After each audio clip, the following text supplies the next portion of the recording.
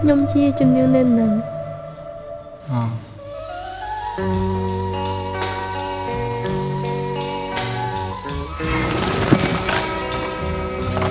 តិច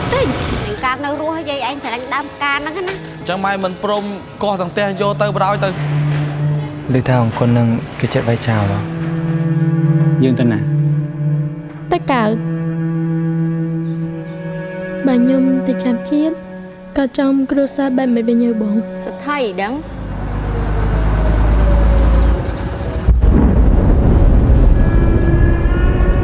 ក៏ជាខ្មោចអញ្ចឹងមានអីឡោម្យ៉ាងដែរតាគេធ្វើបានបង្កើតតែធ្វើអត់កើតផងនោះ